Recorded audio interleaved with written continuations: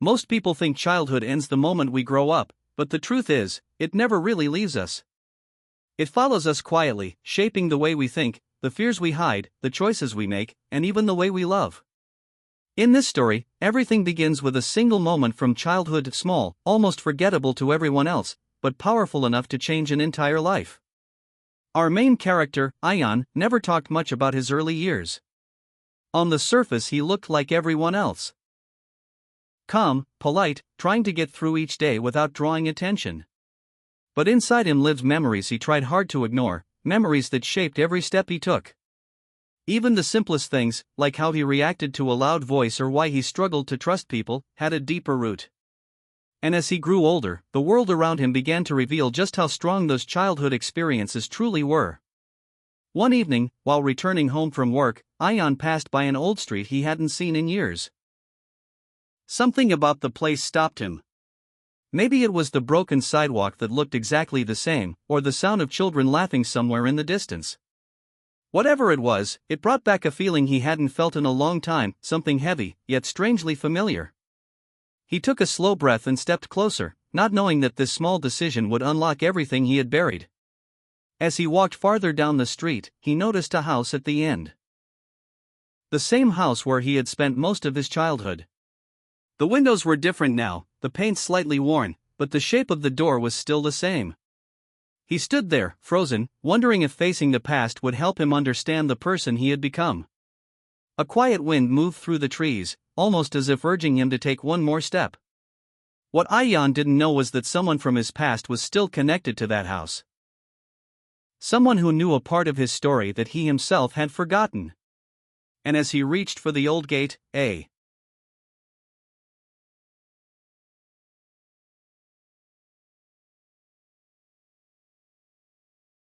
voice called out from behind him, soft, uncertain, but strangely familiar. He turned slowly, heart pounding, unsure whether he was ready for what or who he was about to see.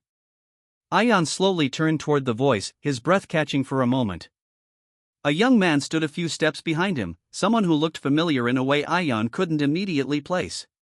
His face carried a softness mixed with caution, as if he wasn't sure whether he should have spoken at all. Ayan tried to speak, but his thoughts were tangled. The man hesitated, then gave a small, almost nervous smile, the kind that hides its own questions. "I didn't think anyone still came here," the man said. His tone was gentle, but there was something in it, something that told Ayan this person knew more than he was saying. For a moment, the two of them stood in an awkward silence, the old street around them feeling heavier with every breath. The wind rustled through the leaves again, almost like it was watching the moment unfold. Ayan finally managed to answer, keeping his voice steady. "I used to live here, a long time ago." He didn't add anything else. He didn't know what else to say. But the man nodded slowly, like he already understood, like he had expected that answer. "That house holds a lot of memories," the man replied quietly. "Some good. Some, not so easy." The words hit Ayan harder than he expected. He wondered how a stranger could say something that felt so personal. Before he could ask who he was, the man walked closer, stopping just before the broken gate. "My family moved in after yours," he said. "I was very young then. But I remember certain things. Moments. People who left in a hurry. People who didn't want to look back." He paused, watching Ayan carefully. "You were one of them, right?" Ayan felt a slow chill move through him. He wasn't sure if it was the air or the weight of the memories he had tried to forget. He looked at the old house again, feeling something inside him shift.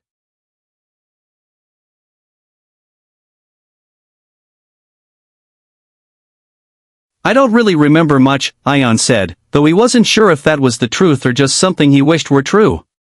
The man didn't argue. He just nodded again, as if giving Ayan space to breathe. But his expression showed he knew more, maybe much more. And that made Ayan even more uneasy. Then, before Ayan could ask his name or understand why he seemed so connected to the past, the man glanced toward the house with a strange, almost worried look. "She's still here," he said softly. "And she's been waiting." Ayan's heart tightened. He didn't know who she was. He didn't know what waited for him behind those old walls. But he knew one thing: whatever he was about to uncover was bigger than he expected. Ayan felt the weight of those words settle in his chest, but before he could ask anything else, the man stepped back, almost as if he had already said too much. The street felt quieter now, heavier, like the past was pressing against the present. Ayan looked again at the old house, wondering who could possibly be waiting for him after all these years. His mind raced through scattered memories, faces, sounds, small details he couldn't fully piece together. Nothing made sense, yet something inside him told him he needed to keep going. He pushed the gate gently. It creaked in the same old way he remembered, that familiar sound sending a strange shiver up his spine. As he moved closer to the house, he felt the young man's eyes watching him, almost warning him, yet not stopping him. Ayan paused on the front steps, noticing how the paint had faded, but the shape of the doorway was exactly the same. It felt like stepping back into a life he had never fully understood. Just as he reached for the door, a faint sound drifted from inside it, soft, like someone moving slowly. Ayan froze. Part of him wanted to walk away, but another part knew he had already crossed a line. When he finally knocked, the sound stopped. A few seconds later, the door opened just a lit.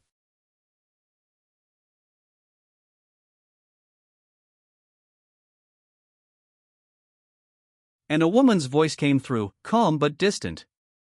Ayan? Her voice felt familiar, but he couldn't place it. When she finally stepped into view, he recognized her, not clearly, not completely, but enough to know she had been part of his childhood, part of the memories he had been trying to avoid. She looked older, tired, but her eyes carried something deeper, like she had been waiting to speak to him for a long time. I wasn't sure you'd ever come back, she said. Ayan didn't know what to say. The silence between them felt thick. She moved aside, motioning for him to enter. The air inside the house smelled old, but not abandoned. As he stepped in, he noticed small changes, new curtains, different furniture, but the energy of the place felt unchanged, almost frozen in time. While she prepared tea in the next room, Ayan looked around, noticing a few framed photos on a shelf. Some were faded. Some he had never seen. But one photo made him pause, a picture of him as a child, standing beside someone whose face was turned away. Before he could ask about it, the woman returned, her expression unreadable. There are things you need to know, she said softly. But before we talk about them, you should hear the truth about the day everything changed. Ayan felt a tightness in his chest as he sat across from the woman, waiting for her to continue. The quiet of the house made every small sound feel louder, the ticking clock on the wall, the soft clink of her spoon against the cup, even Ayan's own breathing. It was as if the house itself was holding its breath, waiting for the truth to surface after years of silence. She placed the cup gently on the table and looked at him with a kind of sadness he didn't know how to read. That day, she began slowly, the day everything changed, it didn't start the way you remember. Her words made Ayan lean forward without realizing it. A part of him didn't want to hear what came next, but another part needed it more than anything. You were just a child, she said. Too young to understand the things happening around you. Too young to see how the choices of adults shaped your path. Her voice trembled slightly, but she steadied herself. Ayan felt a familiar pressure behind his eyes, like a memory trying to push through. But it was blurry, shadows, voices, a sense of confusion he could never fully grasp. What happened that day? He asked quietly. The woman hesitated, then stood up and walked toward a small wooden cabinet in the corner. She unlocked it, her hands shaking faintly, and pulled out an old envelope worn, creased, and sealed with tape. She held it for a moment before handing it to him. This isn't the whole story, she said. But it's part of what you were never told. The envelope felt strangely heavy. Ayan didn't open it yet. His fingers tightened around it as he tried to read her expression.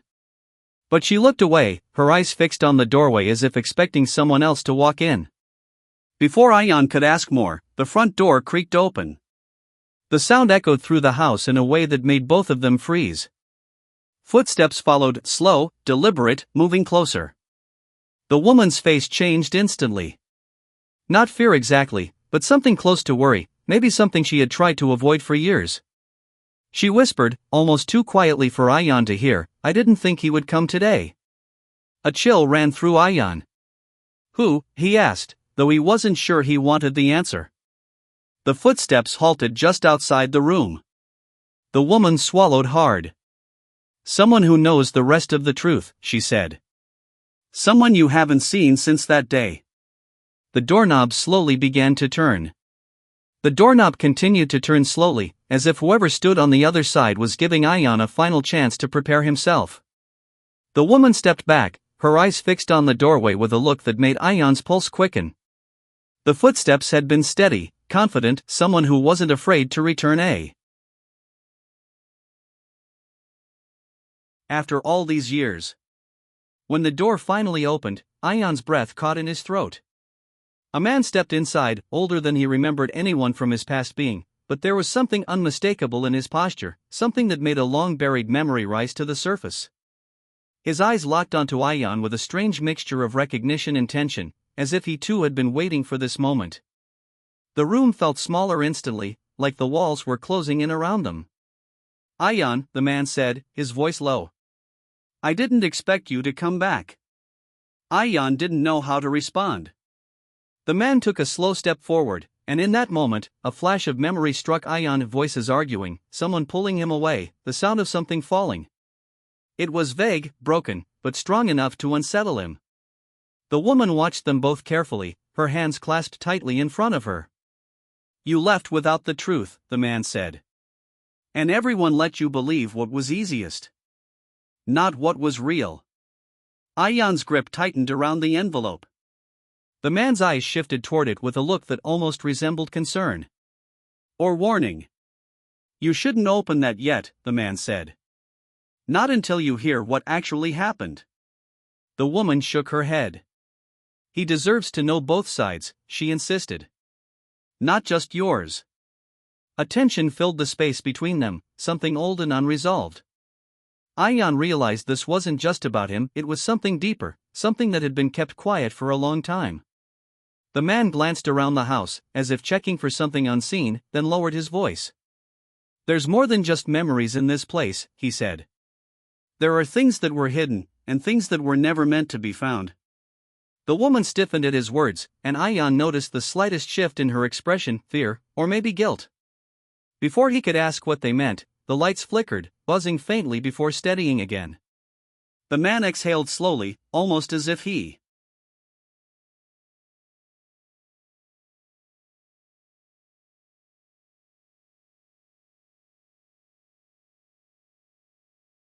Ayan, he said, voice more urgent now, before you choose who to believe, there's something in this house you were never told about. Something that connects all three of us. Ayan's heart pounded as the man stepped closer. And if you don't find it soon, he added quietly, everything that happened back then might happen again. Ayan felt the pressure in the room rise, as if every unanswered question from his childhood had finally cornered him. The man's warning echoed in his mind, and before he could ask anything, the woman stepped toward him, her voice calm but filled with something he couldn't quite read. There's nothing in this house that can hurt you, she said softly. But there is something you need to see. She walked toward the hallway, motioning for Ayan to follow. The man hesitated, then sighed and joined them, though his expression remained tense. Ayan followed them to a small door at the end of the corridor, one he didn't remember ever noticing as a child. The woman unlocked it with a key she wore on a chain around her neck. Inside was a narrow storage room, filled with old boxes and dusty shelves. But it wasn't the room itself that mattered. It was the wooden chest placed carefully in the center, as if it had been waiting for him alone. This belonged to your mother, the woman said quietly. She wanted you to have it when you were old enough to understand. The words hit Ayan harder than he expected. He knelt beside the chest and gently lifted the lid. Inside were small objects, drawings, letters, pieces of his childhood he had forgotten. But what caught his attention was a folded note placed on top, written in handwriting he remembered only faintly. He opened it with trembling hands. Ayan, you are stronger than the past. One day, you'll return to find the truth, and when you do, forgive yourself first, asterisk.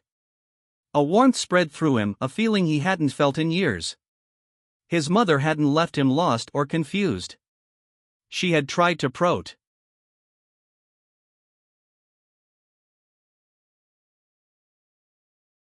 The man stepped forward slowly. There was an argument that day, he said, his voice softer now. People reacted out of fear, not anger. We all made mistakes, even me. But no one wanted to hurt you. Ayan looked between them. The conflict that had lingered in the shadows for so long suddenly felt clearer. The tension, the secrecy, the years of silence, they had all been rooted in misunderstanding and fear, not anything darker. He exhaled deeply, feeling something release inside him.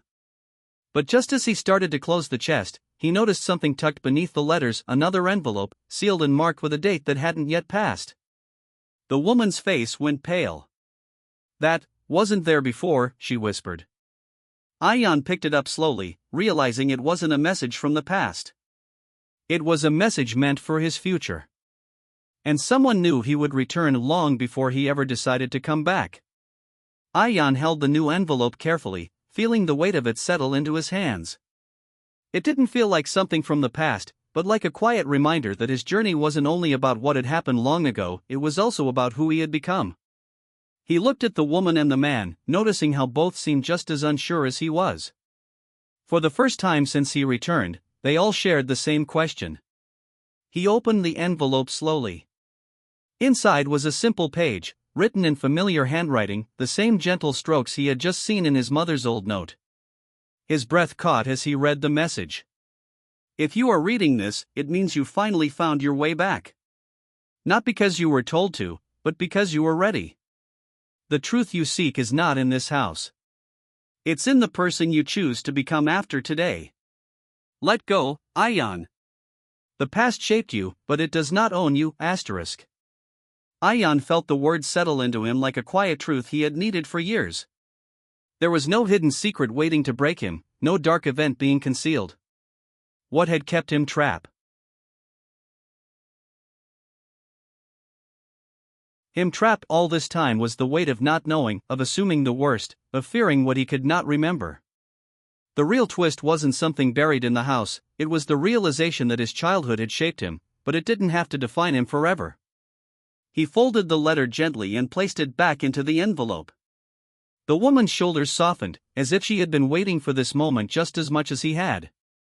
The man let out a slow breath, the tension easing from his posture.